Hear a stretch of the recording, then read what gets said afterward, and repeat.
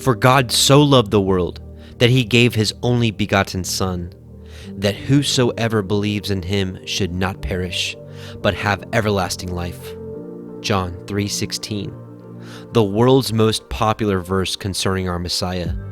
But there is much more to this verse than meets the eye, and it is not being taught in churches today. Putting it quite bluntly, you need to know the message that he put forth, whether you accept or reject it. A message that our Messiah boldly taught, yet has been veiled from the masses. We are in the last days, where knowledge has increased and many go to and fro. Is your heart ready to receive the truth and learn, or will you continue to follow the doctrines of men?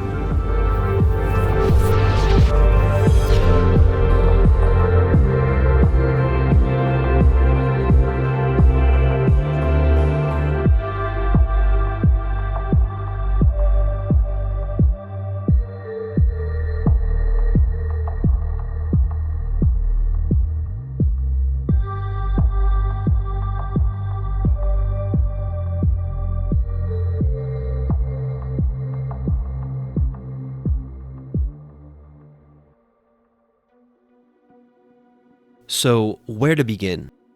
Let us first agree on a few things. John 14:6, where our Messiah Yahusha, probably known to you as Jesus, states this: I am the way, the truth, and the life. No man comes to the Father but by me. Hopefully, we can agree. Without belief in him and through his name, salvation cannot be obtained. He is the prophesied Messiah, who gave his life for us and was the final sacrifice. This is the milk of the Word, the very basics of our faith, our first steps as little children before our Creator. Consider this passage from 1 Peter. As newborn babes, desire the sincere milk of the Word, that you may grow thereby. This video will be focusing on growing, as we should all strive to do.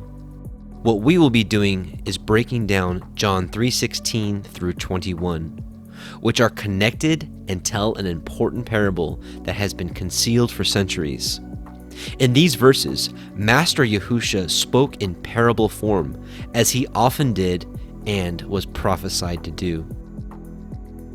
All these things spoke Yahusha unto the multitude in parables, and without a parable spoke he not unto them, that it might be fulfilled which was spoken by the prophet, saying, I will open my mouth in parables. I will utter things which have been kept secret from the foundation of the world. With this in mind, let us go back to John 3:16 and continue reading to recognize what our Messiah wants us to understand and what you need to know. For Elohim so loved the world that he gave his only begotten Son, that whosoever believes in him should not perish, but have everlasting life.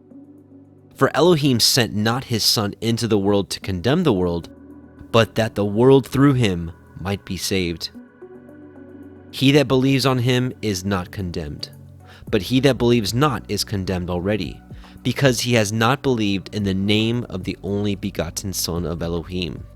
Most understand these verses so far, but we must keep reading as it is connected. And this is the condemnation, that light is come into the world, and men loved darkness rather than light, because their deeds were evil. For everyone that does evil hates the light, neither comes to the light, lest his deeds should be reproved. But he that does truth comes to the light, that his deeds may be made manifest, that they are wrought in Elohim. So, what did we just read? Yahusha spoke in parable form, or a better way to express this, he spoke with concealment. It is our job as his disciples to be studious in his word, and through the Spirit the Father has given us, allowing it to lead us unto all truth. It is the glory of Elohim to conceal a thing, but the honor of kings is to search out a matter. Before we break this down, let's learn a lesson that was given to us through the prophet Isaiah about how Yahuah expects us to know his doctrine. Here, he asks a question. Whom shall he teach knowledge? And whom shall he make to understand doctrine? Them that are weaned from the milk and drawn from the breasts. Remember, we are to grow from being babes drinking the milk of the word unto maturity. For precept must be upon precept, precept upon precept, line upon line, line upon line, here a little and there a little. Brothers and sisters, if we are going to understand what Yahusha taught, we must understand this concept. We must know other portions of his word to properly decipher connecting passages. Let's employ this concept we just learned from Isaiah 28 and apply them here. We see the word light being used 5 times, but many have no idea what's actually being implied here. Let's go over a few parallel verses that will help us define the word and usage of light. Keep in mind, these are but a handful of examples amongst many, but a great place to start. Your word is a lamp unto my feet, and a light unto my path. The entrance of your words gives light. It gives understanding unto the simple. The statutes of Yahuah are right, rejoicing the heart. The commandment of Yahuah is pure, giving light to the eyes. To the Torah and to the testimony, if they speak not according to this word, it is because there is no light in them. And finally, for the commandment is a lamp, and the Torah is light. I believe it is very safe to say that our Master Yahusha, the Word made flesh, knows the Word better than anyone. With that being said, it should also be safe to conclude that he would expect us to also know the living Word in order to discover the fullness of his sayings. After all, remember, the prophecy stated he would teach in this way. By the multiple witnesses we just went over, it should be plain to see that light can be and should be interpreted as the commands, the ways, the Torah of the Most High.